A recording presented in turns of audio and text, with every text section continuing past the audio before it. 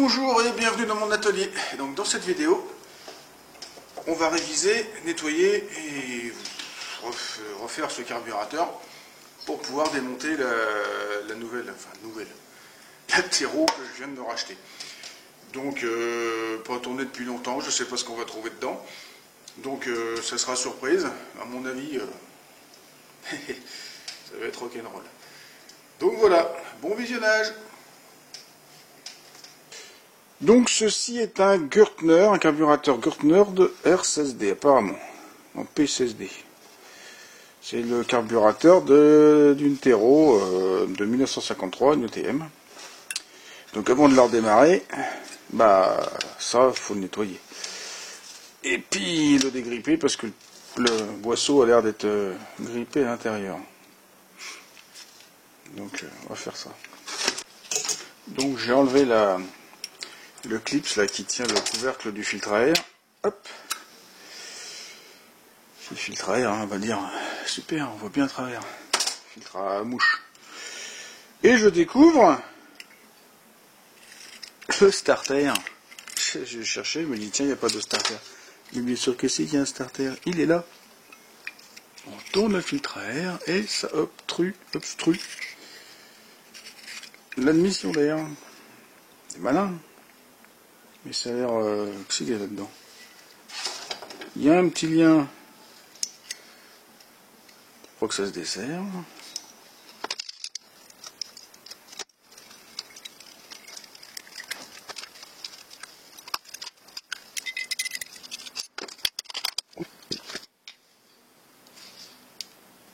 Ouais, c'est collé.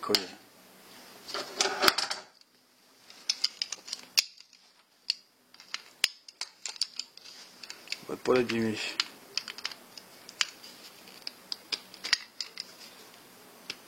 Ah.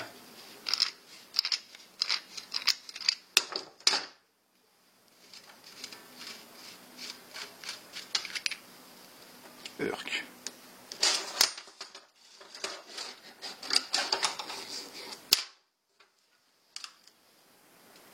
Cracra dedans. Wow.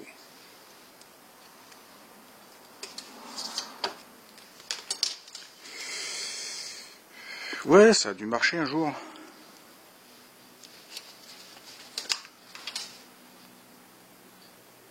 Aluminium oxydé, ça me fait peur.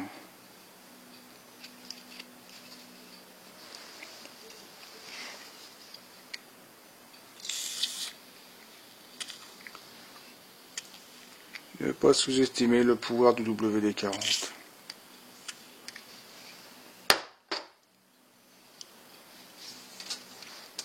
Enfin bon, là quand même, c'est pas mal.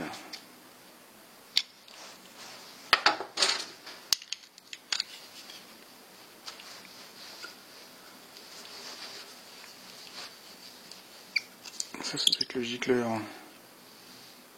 Ouf. Ouais, et à nettoyer aussi. C'est un petit peu bouché.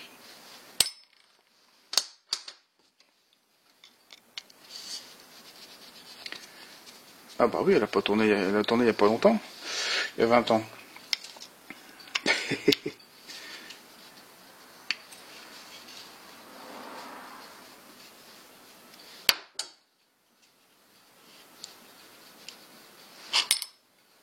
L'avantage, c'est relativement simple, ça j'adore.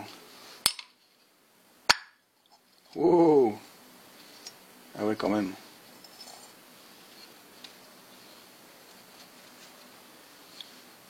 Ah ouais, quand même.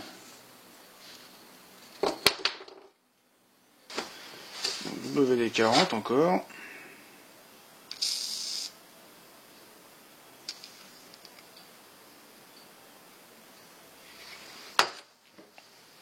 On va mettre ça comme ça, que ça trempe. Bon, ça fait 5 minutes que j'en ai mis là-dedans. Oh bah. Voilà, c'est fait, impeccable. Pas si corrodé que ça, c'est bon signe.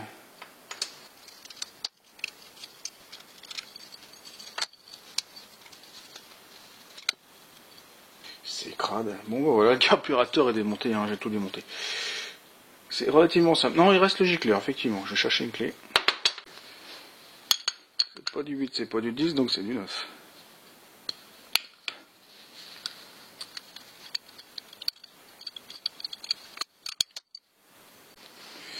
Donc le gicleur, on voit à travers, c'est cool.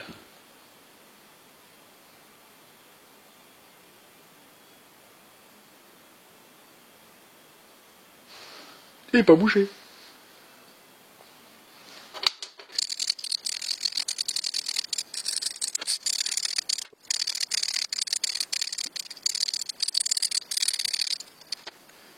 Faut voir s'il flotte. Donc pour voir si un flotteur est bon, il faut le faire flotter. Je vais le mettre là. Puis je vais voir s'il s'enfonce, s'il prend l'eau. Le meilleur moyen.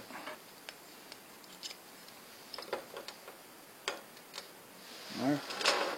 S'il coule, bah, c'est qu'il prend l'eau. S'il coule pas, c'est qu'il est bon. Le boisseau du carbu, donc pas forcément crade. Hein. Je vais juste le passer à la toile de 400.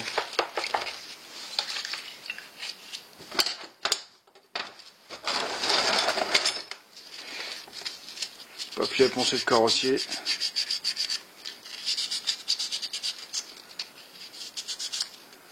Oh, il est marqué. Hein.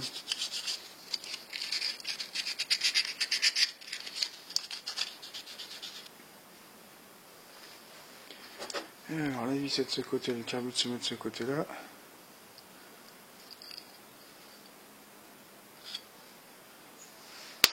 Donc en plus il est rayé du côté de... Une micro-rayure du côté du moteur, pas du côté de l'entrée d'air. Bizarre. Bon, ce qui est bon signe, c'est que le flotteur n'a pas l'air de couler. Ça me plaît ça. Pas de petites bubules. Bon signe ça. Très bon signe. Et maintenant, bah faut gratter. Hein. Je sais pas ce que c'est.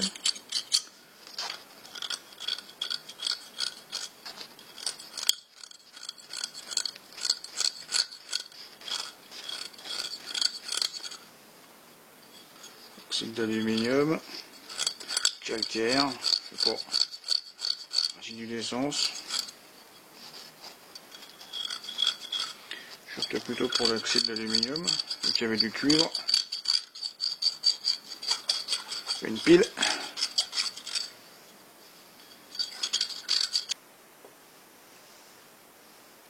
Bon, est-ce que ça va se sortir ça maintenant?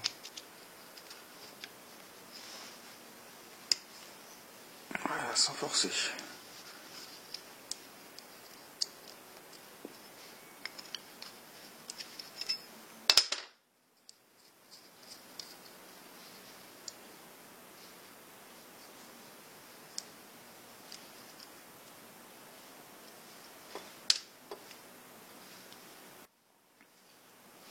Ça, c'est le puits d'aiguille.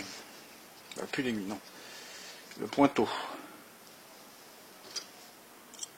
Le pointeau sur le flotteur, et quand le flotteur monte, il ferme l'arrivée d'essence.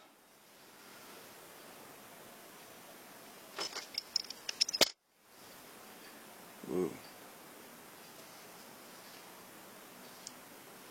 Ah, il n'y a rien dedans. Ça, c'est cool. Ça, c'est crade. Il y a un petit filtre, ok.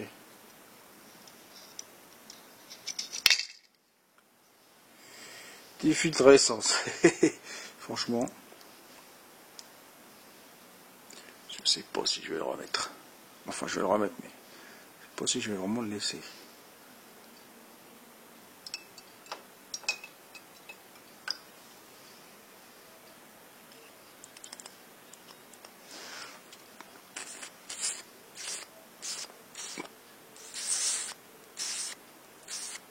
Bon, ça a l'air de fermer, hein, correctement.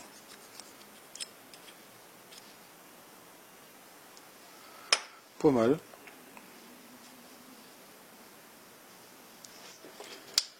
Bon, maintenant, le gros problème, ça va être ça. Ouah, ça s'est abîmé. Faut abîmer, non, c'est encrassé, quoi. Bon, je viens de finir de gratter le couvercle avec une petite pointe de lime, ça va bien. Mais en fait, la grosse réaction est chimique, hein, donc ça doit être de l'oxyde de l'aluminium.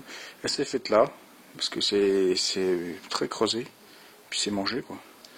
Donc j'espère vraiment que ça va pas nuire à l'étanchéité. J'ai pas trouvé de joint, mais techniquement l'essence arrive jamais là, donc pas forcément besoin de joint. Pas besoin d'étanchéité à l'air non plus parce que c'est pas une partie qui est dans l'aspiration. Donc ça doit être normal.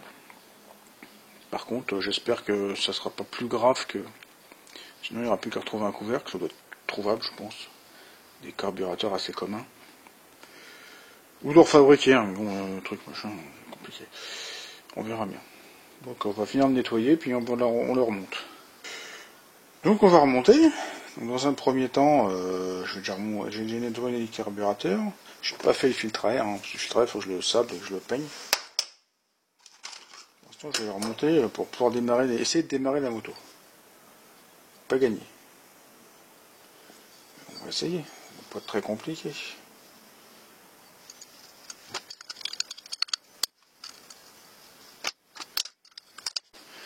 Donc je vais quand même garder un bout de câble pour pouvoir actionner le carburateur. Ça sera mieux.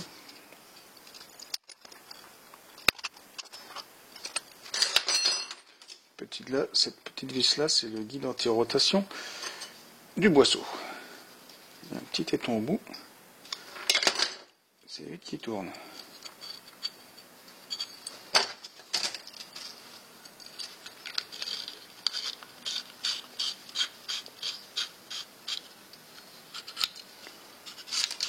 Vroom, vroom, vroom, vroom, vroom. Ça, c'est qu'un bouchon.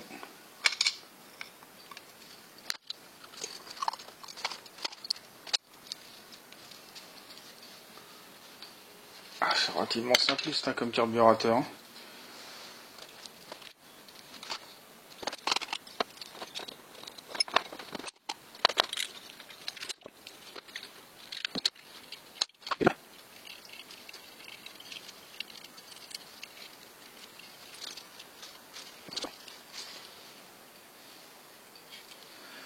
Si ça se dessert, ça va pas loin.